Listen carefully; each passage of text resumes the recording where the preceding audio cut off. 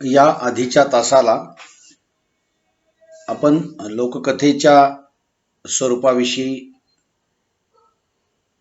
एक प्रास्ताविक स्वरूपामध्ये चर्चा केली होती आणि जाता जाता हेही सांगितलं होतं की लोककथेचा उगम हा कथेचा उगम हा लोककथेतून झाला असावा असा अनेक अभ्यासकांचा एक तर्क आहे आणि त्याच्या पाठीमागची कारणं आहेत काही, हेही आपणाला दिसेल पहा. कारण लोकसाहित्याचा अभ्यास जर केला तर हे कळतं की लोकगीत, लोककथा, लोकनाट्य, रूढी, विधी, परंपरा ह्या सगळ्या गोष्टी साहित्यातूनच निर्माण झालेल्या आहेत. म्हणून त्या लोककथा देखील लोकसाहित्यातूनच निर्माण झालेल्या आहेत, नाही का. जर आपण या संदर्भात विचार केला तर जुन्या काळातली ही जी लोककथा आहे ना, एक होती चिमणी आणि एक होता कावळा. चिमणीचं घर होतं मेणाचं आणि कावळ्याचं घर होतं शेणाचं. ही जी लोककथा आहे, ही लोककथा महानुभाव संप्रदायाचे प्रवर्तक चक्रधर स्वामींनी ही आपल्या साहित्यामध्ये, म्हणजे चक्रधर स्वामींनी काय केलं की सारंग पंडिताची एक मुलगी होती धनाई नावाची, आणि या धनाई नावाच्या मुलीला चक्रधर स्वामींनी एक गोष्ट सांगितली आणि ती गोष्ट त्यांनी त्यांच्या साहित्यामध्ये आलेली आहे. आणि ही गोष्ट लोकजीवनामध्ये हजारो वर्षापासून परंपरेने चालत आलेली आहे. ती कोणती की सर्वज्ञ म्हणितले बाई तया धाई आहे, तुम्हा कहाणी सांधेल आली पासी वैसली, साळेचे घर मेनाचे, कावलेयाचे घर सेनाचे, पाऊस आला कावल्याचे घर पुरे जाय, साळेचे घर वाचे मग उगीच राहिली. ही जी कथा आहे ना, शॉर्ट मध्ये मी तुम्हाला सांगितलं. एक होती चिमणी, एक होता कावळा. चिमणीचं घर होतं मेणाचं, कावळ्याचं घर होतं शेणाचं, पाऊस आला आणि कावळ्याचं घर वाहून गेलं. ही कथा आजच्या काळात जी लहान मुलांना आजी सांगत असते, ती कथा ही परंपरेनं प्राचीन कालापासून चालत आली. तिचं गुंफण हे 13व्या शतकात निर्माण झालेल्या महानुभाव साहित्यामध्ये देखील आलेली आपल्याला दिसते. म्हणून पिढ्यानपिढ्यांनी जपून ठेवलेल्या ह्या लोककथा आहेत. आणि याच लोककथेतून पुढच्या काळामध्ये त्या समूहाच्या ज्या भावना आहेत त्या पुढच्या काळामध्ये या लोककथेत आल्याचं आपणाला दिसेल. आणि म्हणून मराठी लोककथा जी एक आहे तिचा थोडासा विचार केला पाहिजे आणि त्याच्यातून कशी आजची कथा ही अस्तित्वात आली किंवा ज्यापासून कथा निर्माण झाल्या ती कशी अस्तित्वात आली याचाही विचार काही अभ्यासकांनी केलेला आहे. पाश्चिमात्य देशामध्ये मी आधीच सांगितलं तुम्हाला की भारतामधल्या अशा ह्या लोककथा प्रसारित सगळीकडे झाल्या आणि भारत हे लोककथेचं मूळ आहे असं म्हटलं जातं. इथूनच त्या सगळीकडे या लोककथा गेल्याचं आपल्याला दिसतं. म्हणून लोककथेचे काही प्रकार सांगितलेले की दैवत कथा, प्राणिकथा किंवा बोधकथा, नीतिकथा या अशा काही लोककथांचे प्रकार आहेत. इंदुमती शेवडे यांनी मानव समाजाला ते म्हणतात की भाषेची एक देणगी आहे आणि ती देणगी माणसाला प्राप्त झाल्यामुळे जेव्हा केव्हा माणूस, मी सांगितलं की जंगलात राहत असेल, शिकारीला जात असेल, आलेला अनुभव संध्याकाळी शेकोटीपाशी तो व्यक्त करत असेल, याच्यातूनच या कथा निर्माण झालेल्या आहेत. आणि म्हणून समाजातल्या ज्या काही चालीरीती असतात किंवा जे काही लोकभ्रम असतात, जी समाजाची व्यवस्था असते, नीती अनितीच्या गोष्टी असतात, देवदेवता असतात, पशुपक्षी, निसर्ग, ह्या सगळ्यांचा वापर लोककथेमध्ये झालेला आपल्याला पाहायला मिळतो. आणि या लोककथेच्या मध्ये मी तुम्हाला आता सांगितलं की दंतकथा किंवा दैवत कथा, परिकथा किंवा अद्भुत कथा, नीतिकथा किंवा प्राणिकथा, बोधकथा किंवा धर्मकथा, अशा प्रकारच्या कथांचे प्रकार या लोककथेमध्ये आपल्याला पाहायला मिळतात. असे त्रोटक तुम्हाला मी सांगितलेले. आणि ह्या सगळ्या ज्या लोककथा आहेत ना, ह्या लोककथा हजारो वर्ष या लोकजीवनामध्ये चालत आल्या. प्राण्यांच्या रूपानं काही नीती बोध करायचा असेल, आपण अनेक प्राण्यांच्या लोककथा त्या पंचतंत्रामध्ये आपण बघितल्या असतील पहा. आणि म्हणून ह्या अशा लोककथेतूनच आजची कथा ही आपल्याकडे अस्तित्वात आलेली दिसते. म्हणून लोककथा ही अतिशय महत्वाची मानली गेली आहे या कथेच्या निर्मितीच्या संदर्भानं, कथेच्या उगमाच्या संदर्भानं. कारण लोककथा ही सरोजिनी बाबरांचं असं एक मत आहे की लोककथा ही तिच्यापेक्षा लाख पटीनं व्यापक म्हणून ती विस्तारानं तिचं मोजमाप करते आणि हे मोजमाप करणं ते तिला अगत्याचं वाटतं. ती बहुजन समाजाची आहे असं म्हणतात. ती सर्व स्त्री पुरुषांची आहे. ती खेडूत जनतेची आहे. ती या सबंध जनतेचं अंतःकरण म्हणजे ही लोककथा आहे. तिच्यामध्ये अधिक जिवंतपणा आहे आणि तशीच ती स्वाभाविकही आहे. अशी ही लोककथा आहे. आता याच लोककथेतली काही गुण वैशिष्ट्य आपल्याला आजच्या आधुनिक कथेमध्ये दिसतील. आता त्या सरोजिनी बाबर पुढे जाऊन असं म्हणतात की ही लोककथा अशी जीवनामध्ये चालत येते. ही लोककथा कोणत्या एकट्याची नसते. ती लोककथा लोकसमूहाच्या मालकीची असते. तिनं सर्व जाती धर्माच्या लोकांना त्याच्यामध्ये स्थान दिलेलं या लोककथेनं. ही कथा, ही लोककथा सर्व लोकमानसाची असते. म्हणजे लोकांच्या ठिकाणी जे मानस असतं ना, मन जे असतं, त्या मनांचा आविष्कार म्हणजे ही लोककथा असते. आता कधी कधी ही लोककथा पद्यात्मकही असते. ही पद्यात्मक कथा थोडी वेगळी आहे. वाद्य वाजवून किंवा अनेक स्त्री पुरुषांच्या एकत्रितकरणातून येऊन गाऊन नाचून ती सादर केली जाते. आता एकंदरीत लक्षात ठेवा, समुदायाचं किंवा सामुदायिकरित्या या गोष्टीचं पठन होतं, मग त्यातून उद्बोधनही होतं आणि त्यातून मनोरंजनही होतं. ह्या अशा अनेक लोककथा तुम्हाला पाहायला मिळतील. पोतराजांच्या माध्यमातून पोतराज गातात, त्यांच्यासोबत वादक असतात, तो हलगी वाजवतो, त्याच्या पायात ते वाळे किंवा त्याला चाळ म्हणतात ते त्याच्या पायात असतात. पिसूरवाले पिपाणीवाले असतात आणि मागे झिलकाई साथ करणारे मागे असतात. हा पोतराज जेव्हा गाणं गातो ना, तेव्हा त्याची पद्यात्मक अशी एखादी कथा तो सांगत असतो. तसाच वासुदेव असतो, टाळाच्या त्याच्या स्वरातून तो एखाद्या राजाची कथा सांगतो, एखाद्या पवित्र भाऊबाईची कथा सांगतो. अशा अनेक शेकडो कथा तुम्हाला मला सांगता येतील. त्या सगळ्या मी संकलन केलेल्या आहेत, या पोतराजांच्या किंवा या वासुदेवांच्या किंवा या वहिगान करणाऱ्या जे इतर समाज असतात किंवा आराधी असतात, त्यांच्यातून काही कथा असतात. गाड्या माग गाड्या, गाड्यावर चालल्या देवीचं मंदिर बांधायला, काय गाड्यामध्ये तर चुना आहे, रेती आहे, सिमेंट आहे. अशा अनेक कथा छोट्या छोट्या पद्यात्मक अशा रीतीनं गायल्या जातात. आणि या कथेचं वैशिष्ट्य असं असतं की त्या त्या लोकदेवतेचं ते खूप मोठी थोरवी गाऊन त्याचं महात्म्य सांगत असतात. मग याच्यामध्ये मी तुम्हाला म्हटल्याप्रमाणे पोतराज, आराधी, गोंधळी, वासुदेव, रायरंद येतात. काही काही वेळेला डाक वाजवणारे डाके येतात. अशा अनेक लोक कलावंताच्या माध्यमातून ही कथा उजागर केली जाते, जिवंत ठेवली जाते, पुढच्या पिढीला दिली जाते.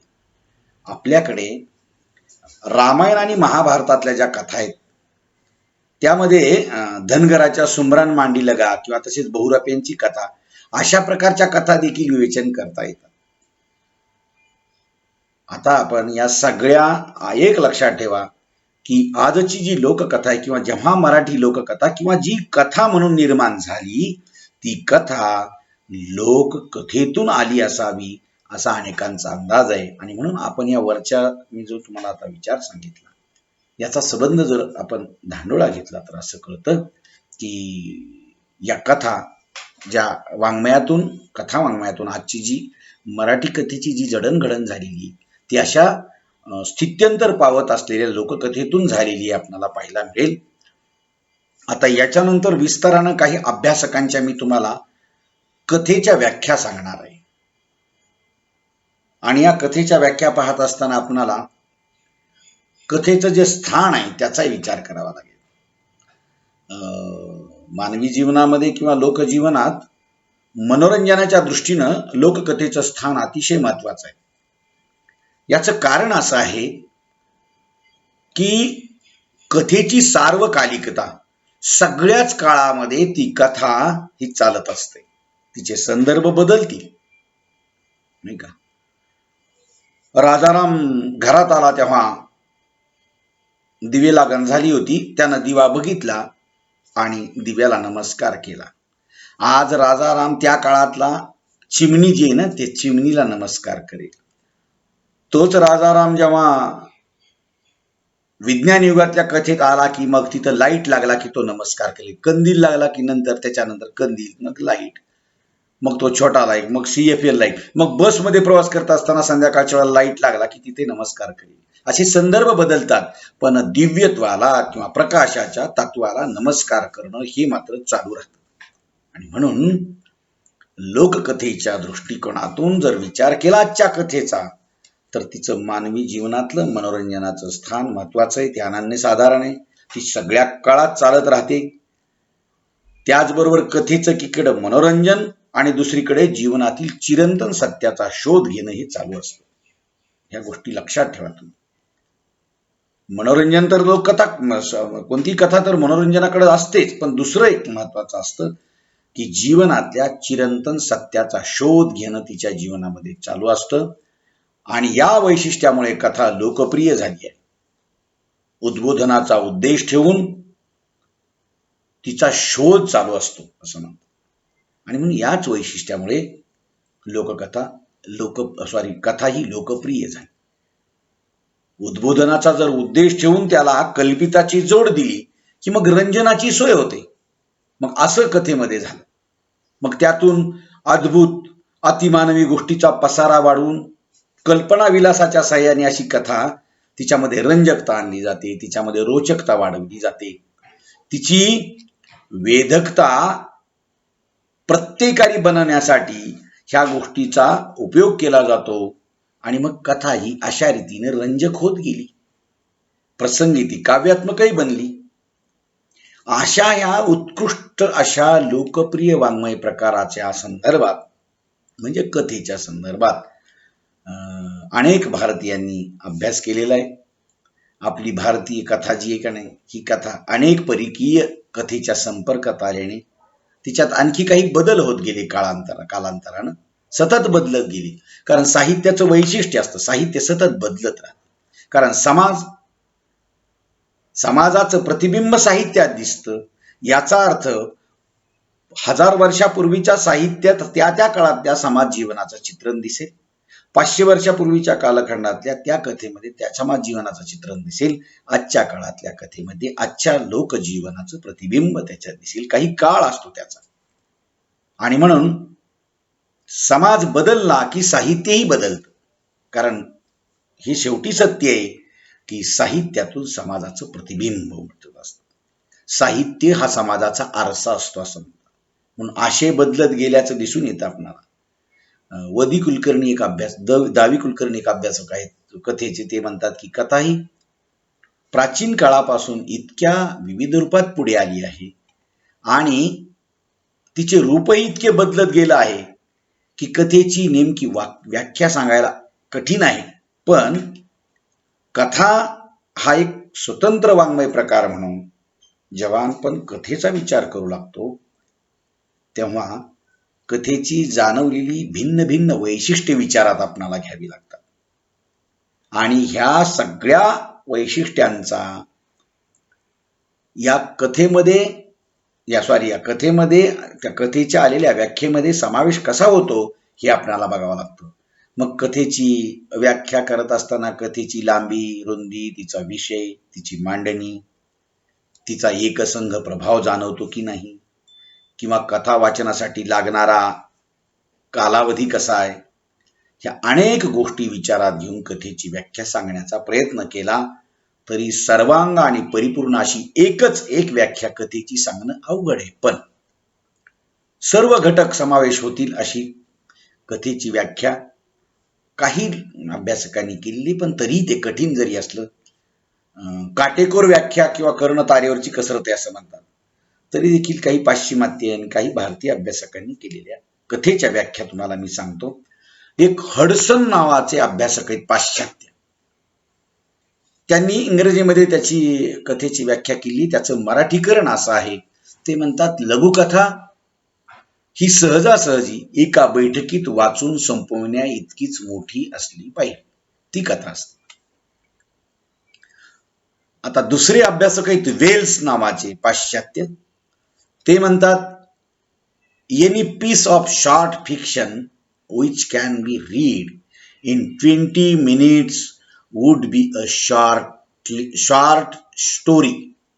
आता ते म्हणतात 20 मिनिटाच्या अल्पावधीत वाचून संपवता येईल अशी ती लघुकथा म्हणजे कथा.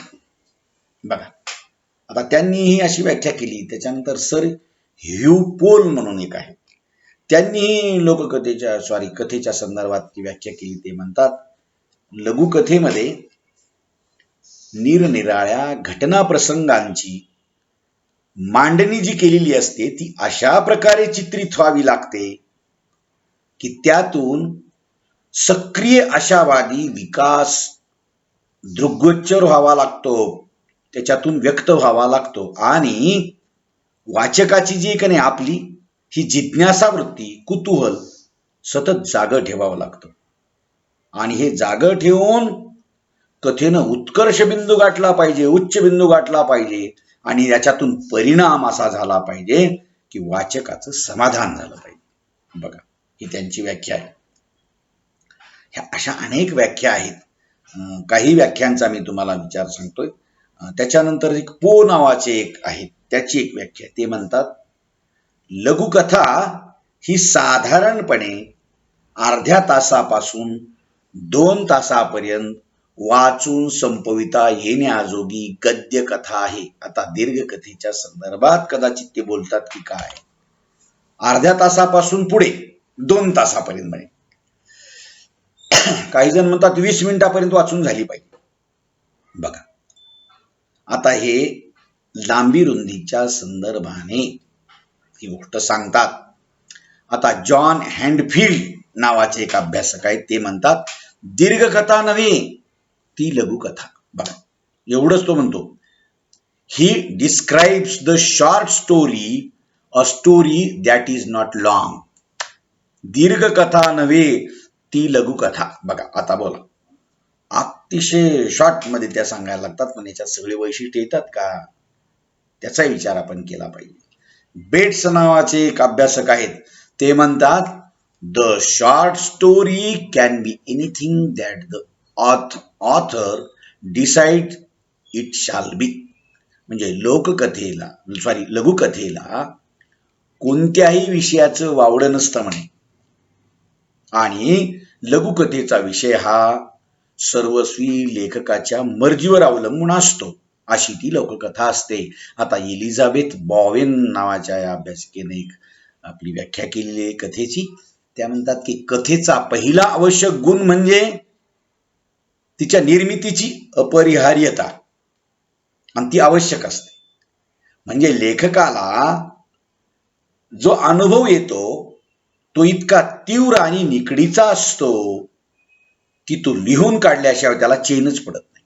बघा, ते म्हणतात की पहिला कथेचा एक गुण असतो आवश्यक असा की ते निर्माण करणं त्याला आवश्यक वाटतं लेखकाला, कारण त्याचा अनुभवच इतका मोठा आणि तीव्र असतो की त्याला त्याची निकड वाटते. हे सांगितला पाहिजे, हे लिहिला पाहिजे, त्याशिवाय त्याला झोप येत नाही, चैन पडत नाही, बेचैन होतो, त्याला गत्यंतर राहत नाही. आणि म्हणून तो आपला असा आलेला तीव्र असा निकडीचा असा अनुभव तो लिहून काढतो. आणि हा एक कथेचा गुण असतो म्हणे की त्याला त्याची निर्मिती करण्यासाठी अपरिहार्य असा आवश्यक बनतो आणि तो लिहितो. आता कथेच्या लांबी संदर्भात, कथेच्या मोठ्या छोट्या संदर्भात, कथेचा आकार कसा असावा काय नाही असं त्याचं एक मत आहे या एलिझाबेथ यांचं. तर त्यांनी असं म्हणतात की काय, की कथेचा आकार हा 2500 शब्दापासून पुढे 10,000 शब्दापर्यंत असावा लागतो, आणि 2500 शब्दापेक्षा कमी शब्दाची कथा म्हणजे लघुकथा असं त्यांना म्हणायचंय. तुम्हाला माहित असेल हिंदी मधले एक ज्येष्ठ अभ्यासक आहेत मुन्शी प्रेमचंद, त्यांचं खूप साहित्य आहे.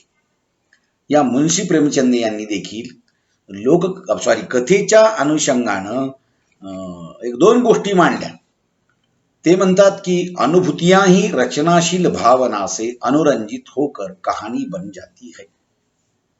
माणसाचे अनुभव हेच रचना करण्यासाठी किंवा कथा लिहिण्यासाठी भावनेनं ते जन्माला घातले जातात आणि त्याचीच कहाणी बनते, त्याचीच कथा बनते. किंवा ते म्हणतात सबसे उत्तम कहानी वह होती है जो किसी मनोवैज्ञानिक सत्य पर आधारित हो. बघा की मनोवैज्ञानिक सत्यावर आधारित असलेली कहाणी तीच खऱ्या अर्थानं कहाणी असते किंवा कथा असते, आणि ती सत्यावर आधारित असते, मनोवैज्ञानिक सत्यावर. बघा की मानसिक जे सत्य असतं का नाही, कसं आहे की मूल आहे एखाद्या स्त्रीचं, ते मूल रडतंय, ती पाण्याला गेलेली आहे, खूप मोठ्याने रडतंय, तिला दारात आल्याबरोबर कळतं, ती इतक्या वेगानं आपली घागर डोक्यावरची खाली ठेवते दणकन आणि पटकन त्याला उचलून पाळण्यातला आपल्या पोटाशी लावते. हे लक्षात ठेवा. हे प्रत्येक वाचकाला त्या आईनं तसंच करावं अशी एक अपेक्षा असते, आणि अशाच मानसिक मनोवैज्ञानिक सत्यावर आधारित कथा असते असं मुन्शी प्रेमचंद यांना सांगायचंय. त्याच्यानंतर पुढचे काही असे अभ्यासक आहेत. मी तुम्हाला एक नासी फडकेंच्या संदर्भात सांगतो. नासी फडके यांनी सुद्धा असं म्हटलेले. ते म्हणतात, नासी फडके, की कथेच्या विविध प्रकारच्या व्याख्या सांगितलेले त्यांनी. ते म्हणतात 2-3 त्यांनी काय केलेलं आहे की एक 2-3 पुस्तकामध्ये त्यांनी ज्या व्याख्या केलेल्या आहेत, तर त्या व्याख्या करत असताना त्यांनी आपलं मत मांडत असताना ते म्हणतात की कमीत कमी पात्र, तुमचा आवाज म्यूट करा. ते म्हणतात की कमीत कमी पात्र आणि कमीत कमी प्रसंग वापरून थोड्या वेळात परिणामकारक रीतीने सांगितलेली आणि ऐकणाऱ्यांच्या मनावर एकच ठसा उमटविणारी हकीकत म्हणजे लघुकथा असं ते म्हणतात. किंवा ते पुन्हा म्हणतात, शक्य तितक्या परिणामकारक रीतीनं आणि शक्य तेवढ्या कमी पात्रांच्या साह्यानं सांगितलेली एकच एक गोष्ट म्हणजे लघुकथा. किंवा ते अजून एक लघुलेखन तंत्र आणि मंत्र या ग्रंथात असं म्हणतात नासी फडके, की कमीत कमी पात्र, कमीत कमी प्रसंग, कमीत कमी पात्र आणि प्रसंगांच्या साह्यानं एकच एक संस्कार काहीतरी करेल अशा धोरणामध्ये थोडक्यात आणि परिणामकारक रीतीनं सांगितलेली जी कथा असते ती लघुकथा असते असं त्यांनी म्हटलं. भालचंद्र नेमाडे यांनी देखील कथेच्या संदर्भात व्याख्या केली. ते म्हणतात, कमी लांबीचा, चिंचोळा, भाषिक अवकाश पुरवणारा, एकसुरी असा आशय सूत्रातून स्थळ काळाचं अकुंचित तीव्र संवेदना देणारा प्रकार म्हणजे लघुकथा. आता ह्या लघुकथेच्या संदर्भात किंवा कथेच्या संदर्भात अनेकांनी एक शेवटची तुम्हाला व्याख्या फक्त सांगतो, जी मराठी विश्वकोशामध्ये आहे. विश्वकोशामध्ये जे मराठी साहित्य, मराठी भाषेच्या संदर्भात, एकूणच शब्दांच्या संदर्भात मराठी विश्वकोश तयार झालेला आहे. त्याचे 17-18-20 खंड जवळपास आहेत. तर त्या खंडामध्ये कथा म्हणजे काय किंवा लघुकथा कशाला म्हणतात याच्या संदर्भात एक व्याख्या दिलेली आहे. आणि ती व्याख्या तुम्हाला अगदी थोडक्यात सांगतो. ते म्हणतात, म्हणजे या विश्वकोशामध्ये असं म्हटलेलं आहे, मराठी विश्वकोशात, कथात्म साहित्याला अत्यावश्यक ठरणाऱ्या सर्व महत्वपूर्ण घटकांची अतिशय कमी काळात साधलेली अर्थपूर्ण संघटना म्हणजे लघुकथा. आता असा विचार त्यात मांडलेला आहे. एकूणच तुम्ही लक्षात ठेवा, कथा लेखकाला, जे कथा लिहिणार आहे, तुम्ही सुद्धा उद्या कथा लिहू शकता. आता तुम्ही कथा लिहिण्यासाठी काय पाहिजे ह्या सगळ्या गोष्टी आपण लक्षात घ्या. एखाद्या कथा लेखकाला काय असतं, त्याला कथावस्तूचं बीज त्याच्या अनुभूतीच्या विषयामध्ये सापडतं. एखादी तुम्हाला, आता तुम्ही दुकानदार आहात, तुमच्या दुकानावर येणारे गिऱ्हाईक आहे, त्यानं आणलेल्या ज्वारी घेऊन आलाय तो किंवा सोयाबीन घेऊन आलाय तुमच्याकडे दुकानात. त्याला काहीच नाही, फक्त सकाळपासून उपाशी. त्याला साखर पत्ती पाहिजेत. त्याचं पिसतो त्याच्या धोत्राच्या सोग्यात आणलंय. धोतर फाटलेले, मधून दाणे त्याचे गळतायत. दारिद्र्याची प्रचंड परिसीमा गाठणाऱ्या त्या माणसाचं दृश्य तुमच्या समोर उभं राहतं. दाढीचे खुंट वाढलेले, दावाडमध्ये गेलेले, डोक्याला फाटकच पागुट आहे. एक शर्ट अंगामध्ये खमीस आहे, परंतु 3 ठिकाणी फाटलेले, मधून बनेन फाटलेलं दिसताय लागतंय. धोत्राला गाठी मारलेले आहेत. कळकट मळकट अंगावरचे कपडे झालेले. 18 दारिद्र्य त्याच्या घरात नांदतंय. असं दृश्य तुमच्या समोर ते त्याच्या नुसत्या फाटत चाललेल्या किंवा त्यानं आणलेल्या ज्वारीच्या सोग्यामधल्या फाटलेल्या त्याच्या धोत्रातून खाली पडणाऱ्या ज्वारीमुळे तुम्हाला हे सगळं जाणवतं. आणि तो घेतोय काय? फक्त साखर आणि पत्ती. मग तुम्हाला तो माणूस जो आहे ना, त्याचं दारिद्र्य काय आहे, तो त्याच्या जीवनातलं हे सगळं मनोवैज्ञानिकतेनं तुम्ही शोधलं पाहिजे. मानसिकतेनं, तुमच्या कल्पनेनं शोधलं पाहिजे. तुम्ही एक काल्पनिक विश्व तुम्हाला निर्माण करता आलं पाहिजे. मग त्याचा मुलगा काय करत असेल, त्याची पत्नी काय करत असेल, हे सगळे किती दारिद्र्यात असतील, त्याला शेती असेल का, तो का रोजंदारीनं कुठं काम करत असेल का नाही, त्याच्याकडे माल थोडा बहुत असेल पण किती लोकांच्या व्याजामध्ये तो मरत असेल का. ह्या सगळ्या गोष्टी तुम्हाला असे एका छोट्याशा त्या प्रसंगातून तुम्हाला कथाबीज सापडतं. मग ह्या संदर्भात असं म्हणतात, कथेच्या संदर्भात या कथावस्तूचं बीज स्वतःच्या अनुभवातून सापडतं. अशा त्या कथावस्तूलाच म्हणजे त्या अनुभूतीला तिच्या विशिष्ट स्वभाव प्रकृतीनुसार सापडलेल्या अभिव्यक्तीचं शब्दरूप आपल्याला करता आलं की ती कथा असते, ती लघुकथा असते. अशा अनेक अभ्यासकांनी केलेल्या कथेच्या किंवा लघुकथेच्या ह्या व्याख्या आपण पाहिलेल्या आहेत. याच्यानंतर आपणाला पुढच्या तासामध्ये ह्या कथेची वाटचाल कशी झाली, कथा कशी पुढं म्हणजे तिची स्थित्यंतर कशी झाली. कथेचा एक कालखंड असतो. 1885, 1886 ते 1915, 1915 ते 1925, 1926 ते 1945 स्वातंत्र्याच्या आधीचा काळ, आणि 1945 ते 1960 आणि 60 नंतरची कथा, नाही का. ह्या अशा कथांची स्थित्यंतर अगदी धांडोळ्याच्या रूपात मी तुम्हाला पुढच्या तासामध्ये सांगतो. आपण सध्या इतकं बोलून थांबूयात. ठीक आहे.